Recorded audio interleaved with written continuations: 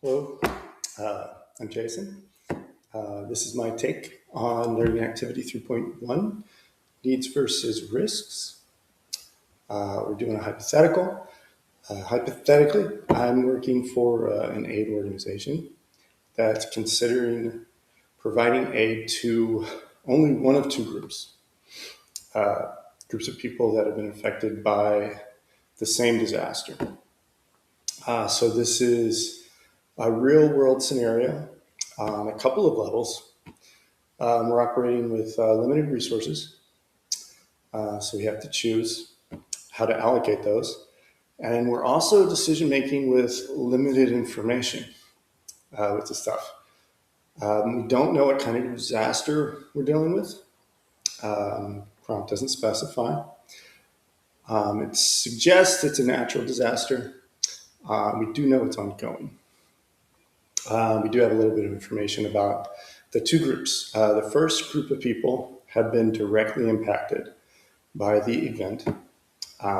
They have the capacity to address most of their critical needs so far.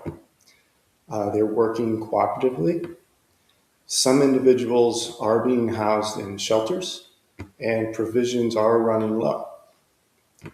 That's about all we know.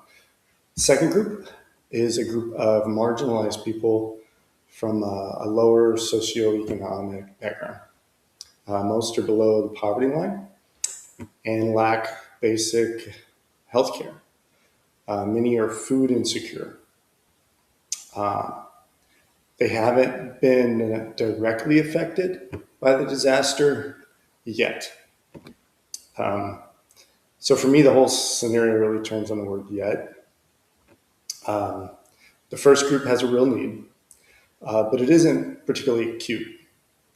The second has an existing baseline of needs, independent of the event. There's a general lack of capacity. They're at greater risk. It's not clear how great that risk is. It's not even certain whether or not they'll be directly affected. But yet, I have to come back to it, suggests that it's possible they're going to be affected by the disaster, perhaps even probable that they'll be affected.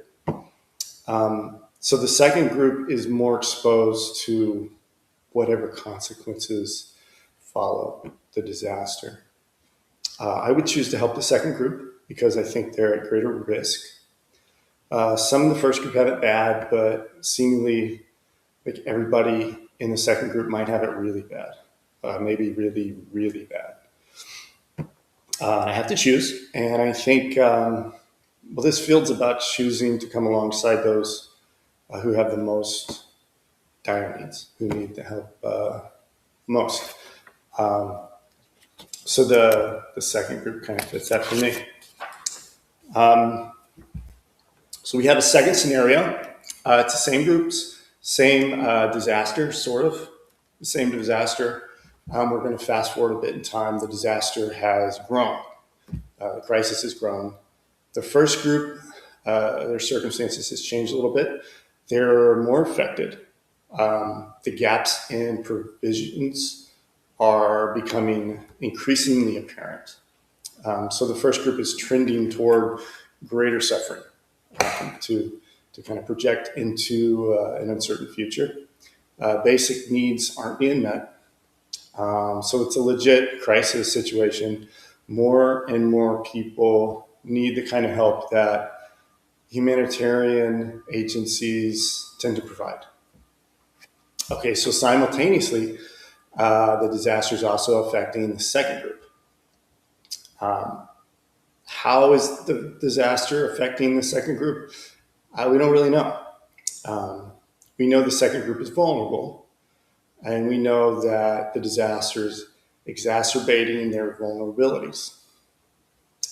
This is a food insecure group. So will the disaster lead to a famine because of crop losses? I don't know. Will the disaster lead to acute malnutrition? I don't know. Will it lead to exposure and possibly an outbreak of disease?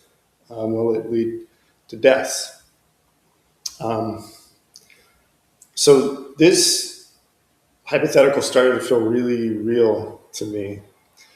If I were in the role of a decision maker, I'd be asking the hypothetical questions that I posed. I know more about the first group than I know about the second. That's tricky. So I would look for more information so I could weigh the needs and risks of one group against the other.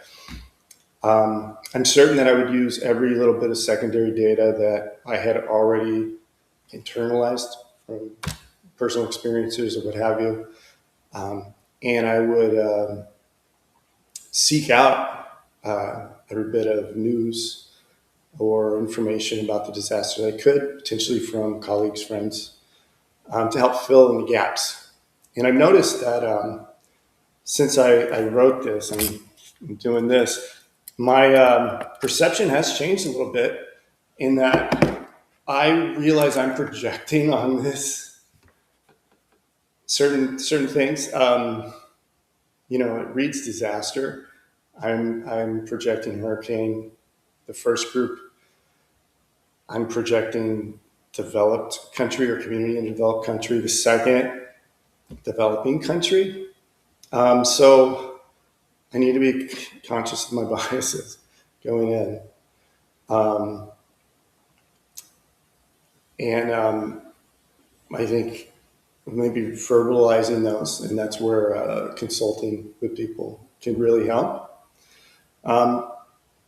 So it's really a question of who's more deserving of help, and also it's a question of who's deserving of help. I think biases can cut both ways. I'll give you an example. I used to be in the reserve. If a Marine came to me for help, I could ask him or respond in two very different ways. I could say, simplify, I got you. Semper Fidelis is Latin for always faithful. It's a motto. Or I could say, devil dog, suck it up, adapt and overcome.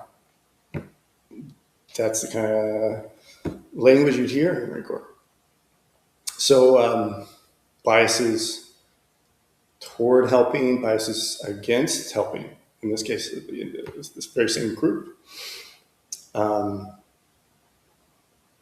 So I don't feel like I have enough information here to choose what my agency should do, but I have to make a decision.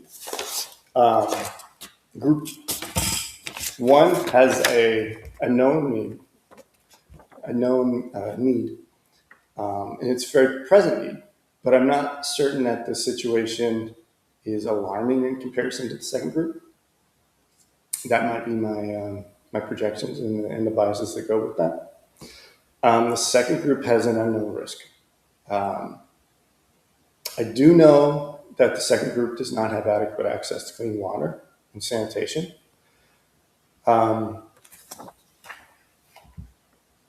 It seems like there's a potential for much greater suffering with regard to the second group. So again, I would choose to help that community.